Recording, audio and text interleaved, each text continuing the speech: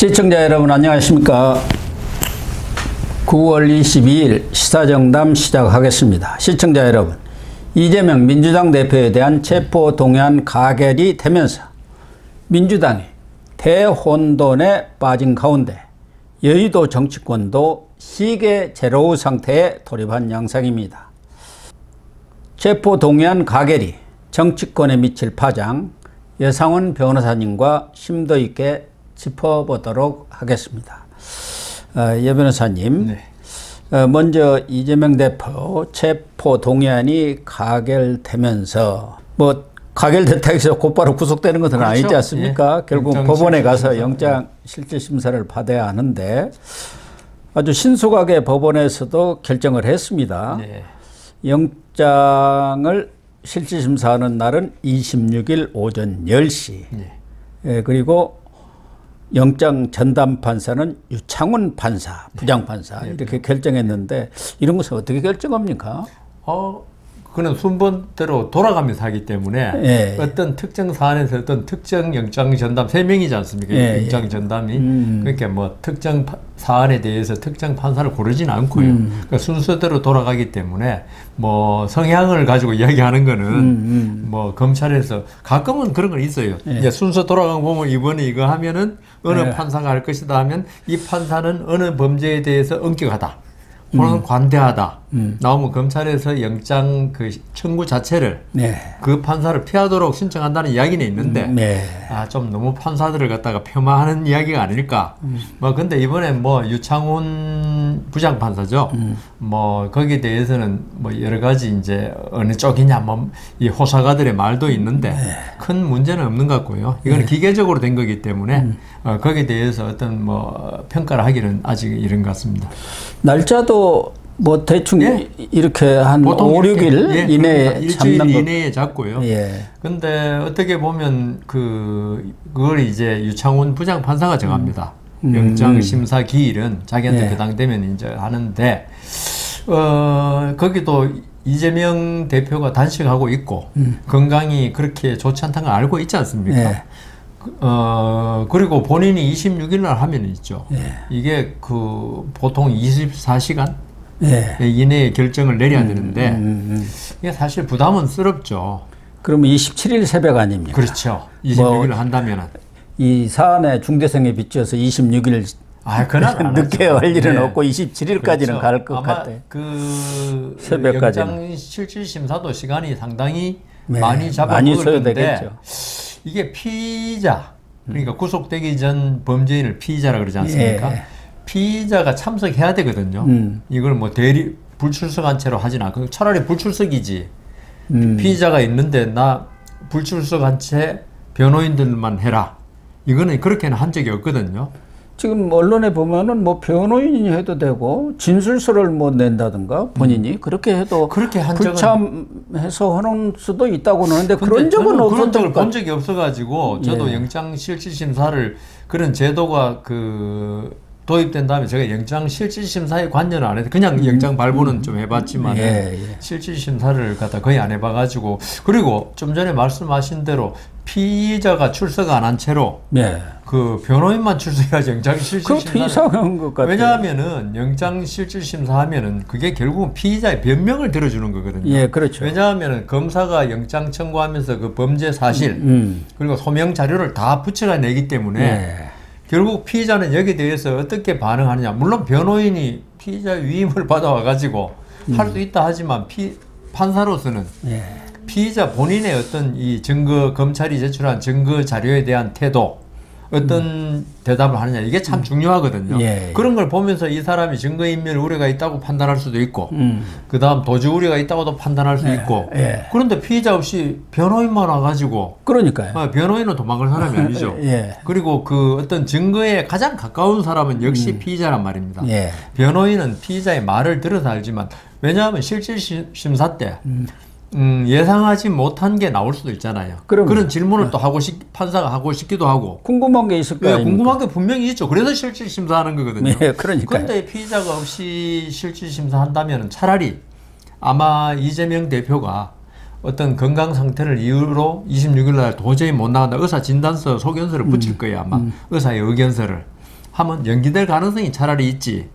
그날 출석하지 않은 채로 예. 영장실질심사가 진행된다는 것은 거의 있을 수 없는 일이라고 봅니다. 예. 그런데 지금 정말 이번 사안은 영장 전담 판사도 아마 상당한 심리적 압박감, 부담감을 느끼지 맞습니다. 않겠습니까? 뭐 어느 쪽 그런 그렇죠. 것을 차치하고라도 워낙 중대한 사안이기 때문에.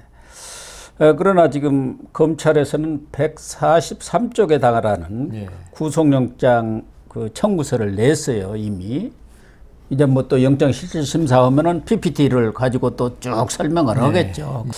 그런데 이번 사안은 백현동 그리고 쌍방울을 2개를 묶었고 거기다가 검사 사칭 위증교사 또 하나는 공문서 불법 유출 이게 4가지나 된단 말이에요. 그리고 어제 한동훈 장관도 뭐 제안 설명에서 얘기를 했습니다만은 그 내용들을 보면은 상당히 증거라든가 증인, 증언 여러 가지 물증이랄까 그런 증거들이 검찰 용어대로 한다면 차고 넘치는 자신하고 있더라고요. 상황이거든요. 그래서 검찰에서는 지금 현재의 그런 그 범죄 혐의만으로도 최하 11년, 최장 36.5개월 무기징역까지도 가능하다. 이렇게 구속영장에 써놓은 것 같더라고요. 그리고 법조인들도 이 4가지 사안의 중대성으로 볼 때 구속영장이 발부되는 쪽에 의견들이 훨씬 많은 것 같아요. 우리 여 변호사님이 그동안 이 사건에 대해서는 쭉 봐오셨으니까 어떻게 좀 예상을 합니까? 오랜 경험이 있으시니까요. 제가 말씀드렸다시피 아마 이번 범죄 사실은 여러 가지가 들어갈 것이라고. 여러 가지가 들어가야지 병합해가지고 지금 영장 발부가 쉽다. 이거는 뭐 제 생각만이 아니라 법조의 현직에 근무했던 사람이라면 누구나 생각하는 겁니다. 검사도 그렇게 청구할 할 뿐만 아니라 판사로서도 영장을 발부를 고민할 때 범죄 사실이 한두 개 뭐 간단한 게 있으면은 2개밖에 없으면은 좀 낫죠. 뭐 기각하든지. 그렇지만 그게 막 따라오는 게 막 여러 가지 있고 하면은 판사로서도 기각하는데 부담을 많이 느끼죠. 아무래도. 그리고 사실 영장 발부할 때 중요한 게 증거인멸 도주 우려입니다. 항상. 특히 이재명 대표 같은 경우는 뭐 아주 거물 아닙니까? 여기서 그리고 증거인멸 도주 우려라는 게 사실 도주 우려는 조금 그렇지만 도주 우려는 없지만 증거인멸은 그 워낙 강대한 권력을 가진 야당 대표고 또 이재명 대표가 본인이 법률가이고 그 다음 이재명 대표가 그동안 살아오면서 여러 가지 법률 문제에 당면하여 이재명 대표가 보인 태도를 보면은 증거인멸 가능성이 충분히 있다고 강조하는 게 검찰로서는 영장을 받아내는데 훨씬 유리하다고 판단한 거죠. 그래서 검사 사칭 위증교사 사실 오래전 이야기 아닙니까? 그렇지만 검찰로서는 이런 걸 제시함으로써 판사가 이재명 대표가 어떤 자기의 권력을 이용하여 위증교사를 그러니까 지금은 뭐 재판 중이 아니니까 위증이 아니지만은 증거를 조작할 수 있는 그런 위험한 사람이라는 거 충분히 판사한테 인식시켜주기 위해서 이 위증교사를 넣은 거죠. 그 다음 좀 전에 말씀하신 공문서 반출 그 부분도 마찬가지죠. 그렇죠. 그것도 지금 죄명은 공문서 뭐 지금 반출인지 은닉인지 훼손인지 모르겠는데 대부분 이제 쌍방울 대북 송금 그 부분과 관련해서 어떻게 처리가 됐는지 경기도 내에서 그런 것들을 다 알아보기 위해서 결국 그렇게 그것도 결국은 있죠. 증거 인멸에 가까운 행위입니다. 그렇죠. 그걸 미리 알아가지고 내가 관련되는 증거가 있으면 전부 다 없애겠다. 이게 사실 지금 이재명 대표가 이번에 영장 청구된 백현동 사건, 그다음 대북 송금 사건에 비해서는 아주 가벼운 어떻게 보면 제 형량으로 볼 때는 그렇죠. 그렇지만 영장 청구에는 이 2가지가 판사로 하여금 이재명 대표가 불구속 상태라면은 이는 증거인멸 행위를 할 수 있는 사람이라는 인식을 심어주기 위한 범죄다. 영장 청구 범죄다. 이런 생각이 들어서 제 생각에는 마찬가지로 유창훈 부장, 영장 전담 부장이 정상적인 판단을 한다면 이거는 영장을 발부해야 될 사안이다. 그리고 왜 검찰이 아직 그 재판 기소도 안 했는데 11년 또는 30년 6월 이야기를 하냐? 우리가 영장 법정 구속할 때 법정에서 1심 재판하다가 그때 뭐라고 순자합니까? 영장 거기다가 중형이 선고되어 중형을 받을 우려가 있으므로 도주 우려가 있다. 중형을 예상하여. 그렇죠. 자기가 형을 많이 산데 도망가죠. 불구속에 놓으면. 그러니까 검찰도 그 판사들의 그런 세계, 검사들이야말로 판사들이 재판 어떻게 하는지 잘 알잖아요. 잘 알죠. 공판 관여하고 자기들이 해보니까 이런 걸 쓰므로써 제 생각에 이거는 결정적인 건 아닙니다. 결정적인 영장 발부의 어떤 사항은 아니지만은 이렇게 중형이 되는 사람은 도피할 우려도 있다. 심지어 보통 사람이라면 그래서 지금 형량까지 이렇게 선고가 예상되는 사람이므로 그리고 또 이렇게 중형이 예상된다면 이재명 대표로서는 자기가 살아나기 위해서 아까 말씀하신 위증 교사도 하고 증거 인멸도 할 수 있는 사람이다. 왜냐하면 형이 뭐 벌금 5만 원 나오는데 누가 뭐 증거 인멸하고 위증 교사 도망갈 이유가 없지죠. 그렇죠. 그래서 물론 형을 정하는 것은 판사지만 검찰로서는 지금 이게 영장이 기각됐을 때 정치적 후폭풍은 뭐 당연하지만은 어떤 검찰로서도 이따 정치 검찰 탄압이라는 이야기를 많이 들어왔기 때문에 이번 영장 청구에 아까 143페이지의 영장 청구 사실을 쓴 데서 알 수 있다시피 총력을 기울인 거죠. 그렇죠. 혹시나 댐에 조그만 구멍이라도 있으면 안 된다. 다 막아라. 댐이 무너질 소지가 있는 거 다 막아라. 이런 취지에서 쓴 것 같습니다. 그리고 그렇기 때문에 제 생각에는 영장이 발부될 가능성이 기각될 가능성보다는 높다. 그 말씀 드리겠습니다.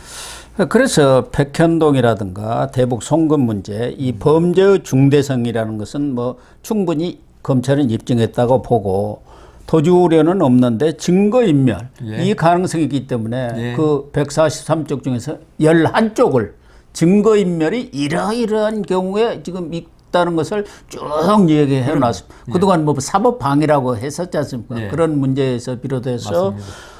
국토부가 협박이 있었다는 것을 그 성남시청 직원들한테 회유와 압박을 가해서 그 물어보면 그렇게 대답을 해라. 진술까지 다 받아낸 것 같더라고요. 다 받아냈다.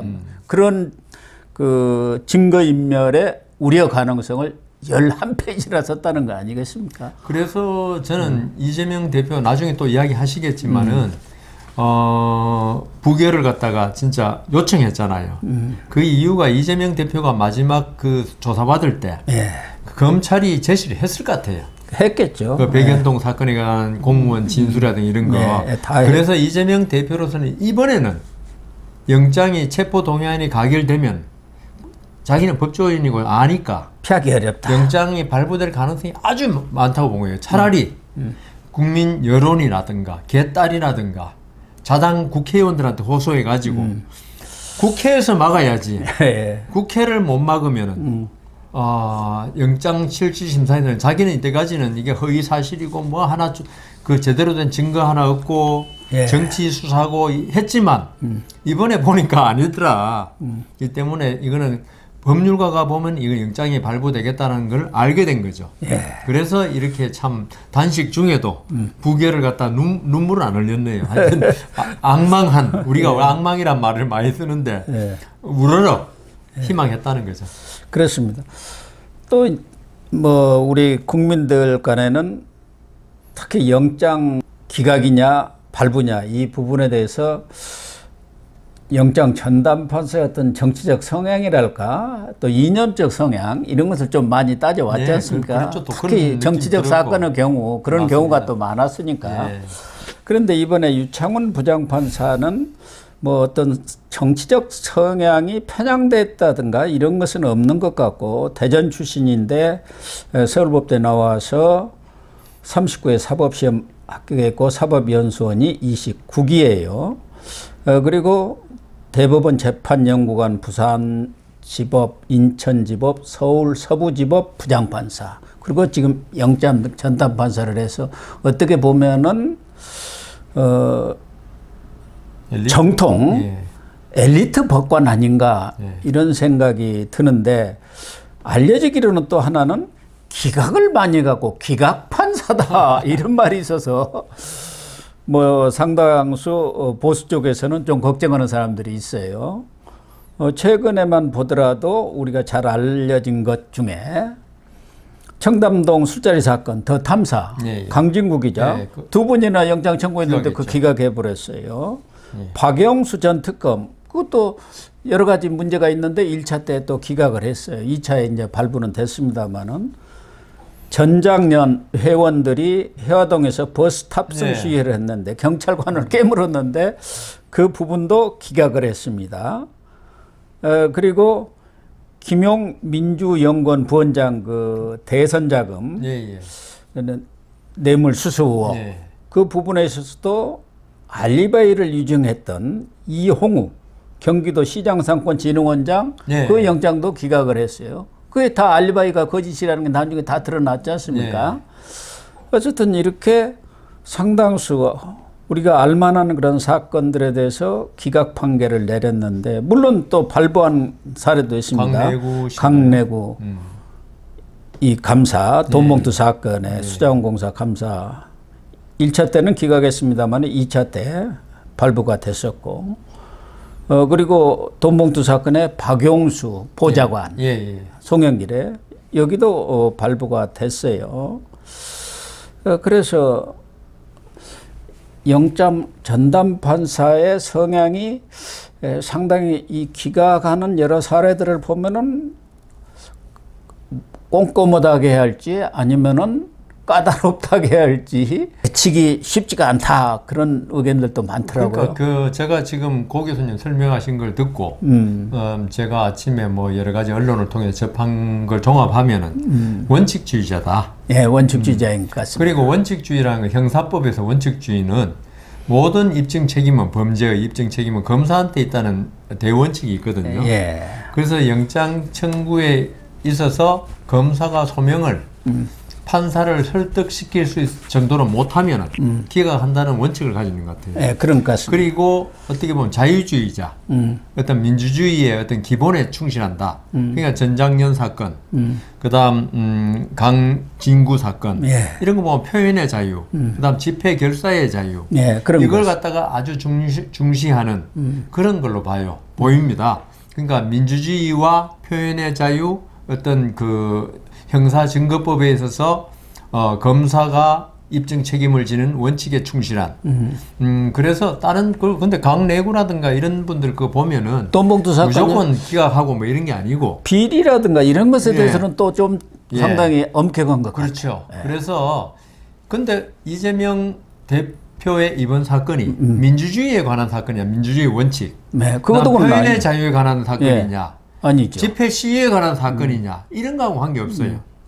그러면 결판은 어디서 나느냐.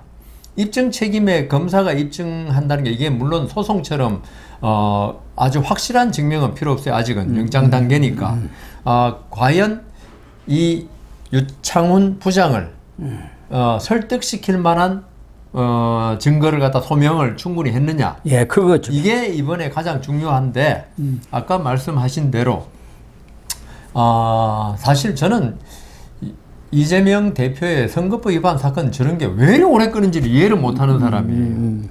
아니 골프를 안 쳐서 그런지 안 쳤는지 몰라도 골프장에서 한 5시간 이렇게 치면 몰랐던 사람도 친해지는데 그 김문기 씨하고 그렇게 호주까지 여행 가서 골프 쳤는데 모른다고 하는 걸 지금까지 재판하고 있다는 게 저는 무슨 또 재판도 뭐 2주에 한 번씩 오고 그러지 않습니까? 사실 이재명 대표가 그 정도 부인하고 하면 선거법 위반해서 벌써 끝났어요. 피선거권 상실되고 지금 저기 국회의원직 상실하고 이럴 정도거든요.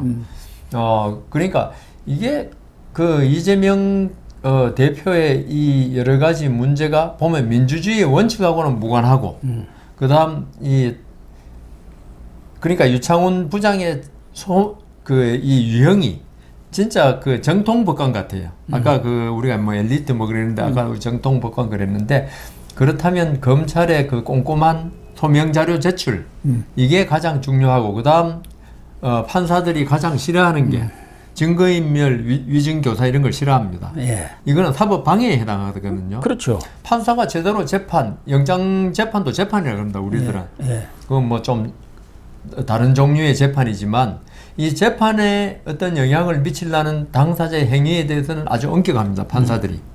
그 사안의 실체도 중요하지만 그 실체를 밝히기 위해서 어떤 정당한 절차에 의해서 정당한 검사와 피고인의 어떤 재판 이렇게 참여에 의해서 진실이 밝혀지는 건데 지금 이재명 대표가 아까 우리 위증교사라든가 네. 이런 걸 보면은 충분히 이 사법 방해를 할 수 있는 그런 소지가 있는 피의자다. 네. 이렇게 할 때 그러니까 그래서 지금까지의 영장 청구와 이를 둘러싼 것, 그다음 유창훈 부장의 성향 이런 걸 종합할 때는 아마 영장이 발부되지 않을까. 이 뭐 아까 여러 가지 이야기한 뭐 성향 이런 걸 떠나서 이 사건의 성질상 그렇다는 겁니다. 예. 일단 앞서도 언급이 됐습니다만은 지금 이재명 대표는 녹색병원인가 거기서 병상 단식, 병상 농성을 지금 장기전으로 끌고 갈 것 같습니다. 그런데 아직까지 이 유창훈 부장판사가 26일 오전 10시에 영장 실질심사를 하겠다고 발표가 됐지만 저희가 녹화하는 이 시간까지는 이재명 측에서 그걸 수용할 건지 아니면 좀 연기를 요청할 건지. 지금 못합니다. 26일 아침에 해야죠. 아, 그렇습니까? 아니 지금 해보면 내가 그때 아플 거니까 그렇게 해달라. 그렇기 때문에 이런 그 몸 상태 이런 걸 이유로 뭐 기일 변경을 신청할 때는 그날 아침에 해야지 효과가 있지. 그래서 그날 뭐 아침 아무래도 그래도 뭐 당 대표고 그러니까 물 밑에서 조금 이렇게 날짜를 조정하자든가 뭐 이런 것들이 조정이 안 되죠. 그거는 검찰하고 조정이 될 수 있고 될 때 판사하고는 그런 조정하는 게 아닙니다. 그게 변경 신청하는 거죠. 변경 신청해서 판사가 오케이 허하면은 변경되는 거고 부하면 그날 나와야 됩니다. 아무리 아파도. 아, 그렇군요. 예. 그래서 아마 한다면은 26일 날 오전에, 오전에 신문에 들어가기 전에 그 녹색병원 의사의 소견서, 이 사람은 지금 몸 상태로 탈수 증상이 심하다든가 어떤 이 탈수로 인해서 정신적으로도 문제가 있어서 장시간의 신문을 견디기 어려운 상태입니다 하는 소견서를 붙여가지고 그날 한 8시나 미리 그 당직실에 접수하거든요. 판사가 그 소견서하고 이런 걸 보고 허불허를 결정하는 거지. 그 전에 무슨 나 그날 못 나가니까 나중에 해도 되지 않을까요? 이건 아닙니다. 우리가 맞으면 빨리 맞는 게 좋다는 말도 있지 않습니까? 그래서 이재명도 어차피 판결은 내려질 텐데 차라리 그냥 그대로 나가서 추석 전에 휠체어로 가든 뭐 침대로 가든 그것도 좀 판사의 마음을 움직일 수도 있기 때문에 글쎄요. 경우에 따라서는 추석 전에 그냥 추석 전에 끝날 수도 있고 아니면은 또 철저히 준비를 해야 하니까 변경 신청을 낼 수도 있고 두 가지가 다 있네요. 저기 고 교수님, 그 중에 답은 어느 쪽일 거냐? 제 개인적인 의견은 개인적인 의견입니다. 그거야 뭐 이재명 대표밖에 마음속을 모르니까. 그렇죠. 이재명 대표가 지금까지 이 검찰 수사에 응했던 태도, 그다음 이 검찰의 이번 9월 4일부터의 소환을 앞두고 보여줬던 태도, 이런 걸 종합하면 이재명 대표가 빨리 이 사건을 빨리 그냥 결론 짓자 이런 의도가 전혀 없게 보여요. 그럴 것 같으면 단식 안 하고요. 그다음 검찰에서 부르면 진술서 가지고 와서 이건 네가 알아서 해. 안 하죠. 이 지금 이재명 대표의 전략이라고 있다면 가능하면 끄는 겁니다. 최대한 할 수 있다면 판사가 안 받아주면 할 수 없지만은 자기로서는 이게 끌면서 좀 더 단식을 밀고 나가고 그래서 국민적 동정이 이번에 동정이 상당히 사라졌을 것 같은데 별로 일어날 것 같지는 않은데 안 일어나더라도 본인은 그렇게 생각 안 할 겁니다. 왜냐하면 본인 주위에는 개딸, 친명 이런 사람 둘러싸고 있으니까 아마 지금 개딸들이 문자 같은 거 엄청나게 보낼 겁니다. 그날 어제도 보니까 국회 앞에서 난리가 났던데요. 그런 걸 보는 걸 봐서 자기는 이 그 개딸이나 이런 여론의 힘으로 이 국면을 반전시키려고 노력하기 때문에 그걸 속전속결해 버리면 반전의 기회가 상실된다고 보는 것 같거든요. 그래서 제 생각에는 이재명 대표가 자기가 원해서 속전속결로 끝낼 생각은 없을 것 같습니다. 아, 그러면은 일단 추석 밥상에 내가 구속되는 것은 피하겠다. 끝나고 나서 보자. 네, 끝나고 추석 민심이 어떻게 돌아가는지도 좀 볼 겸해서 예, 끝나고 나서 보자 이렇게 될 거라는 거죠. 체포동의안 가결로 일단 국민들은 영장 발부는 안 됐지만은 상당히 같은 민주당 의원들도 범죄 사실 한동훈 장관이 설명했잖아요. 상당히 동의하고 있구나 이런 걸 아는 거하고 그게 추석을 지나면서 희석이 계속 되는 거하고 그거는 이재명 대표가 나 민주당이 느끼는 체감 온도라 그러나요? 그게 확 내려가기 때문에 조금 그 시간을 끌고 그 어떤 하는 게 나을 것 같다고 보입니다. 제 예측이 제가 뭐 그 잘 다 맞추지는 못하지만 18일 영장 청구도 지난주에 제가 말씀드렸지 않습니까? 그리고 여러 가지 청구 사실을 같이 올린다는 걸 말씀드렸기 때문에 제 그 예언이 조금은 맞으리라고 봅니다. 그렇게 되겠죠.